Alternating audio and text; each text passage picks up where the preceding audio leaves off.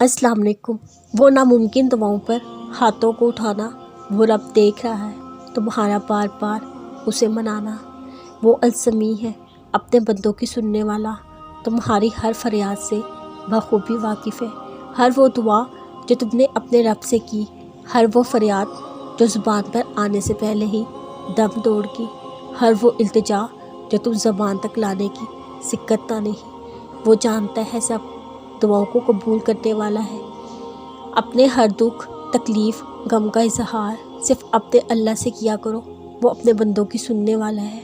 अल्लाह से अच्छा दोस्त इस पूरी कायनात में कोई नहीं, सिर्फ वही है जिसे सब कुछ शेयर करके दिलों को सुकून मिलता है। कितना सुकून देती है ना ये आयत।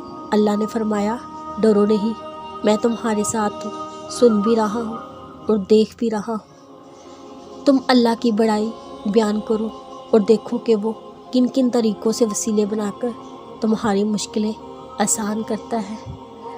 कभी कभी दुआ और सब्र ही वाहिद हल होता है। जब बेहद कोशिश के बाद भी तुम कुछ नहीं कर पाते, जब वो सारी चीज़ें बिखरी हुई दिखाई देती है जिन्हें तुमने खुद को तोड़कर समेटा होता है, जब तुम रोते हो और कोई सुनता नहीं, जब तुम पुकारते हो कोई पलटता नहीं, जानते हो अल्लाह तुम्हें इतना बेबस क्यों कर देता है, ताकि ये तमाम तलख हकीकतें तुम्हें उस तक वापस ले आए, ताकि तुम उसे पुकारो वो तुम्हारी पुकार का जवाब दे सके, ताकि तुम उससे मांगो वो तुम्हारे लिए मुआवजे करके तुम्हें बता सके। कुछ चीज़ें सिर्फ दुआ और सब्र से मिलती हैं, ताकि वो तुम्हें दिखा सके जो कोई नहीं बदल सकता, वो तकदीरें भी यकीन से बदलती हैं।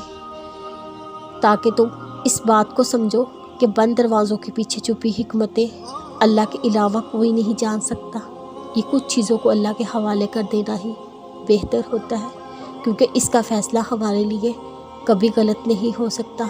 तुमने तो बस खामोशी से उसके कुन का इंतज़ार करना है, ढेरों दुआएं करनी है, सब्र कमाना है, क्योंकि कभी कभार दुआ सब्र ही वाहिद हल होता है। जानते हैं कई बार आप बेवजह उदासी क्यों महसूस करते हैं?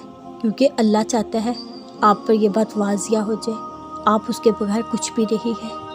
आपको हमेशा अल्लाह के साथ की ज़रूरत पड़ेगी, उसकी मदद के बगैर आप कुछ नहीं कर सकते।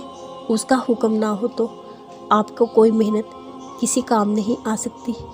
अगर अल्लाह चाहे आपका मुखालिफ भी आपके लिए रास्ता बन सकता है। ये सारी कहानी हमारे खालिक के ताल्लुक़ की है, उसका साथ हो तो मज़ीद क्या चाहिए।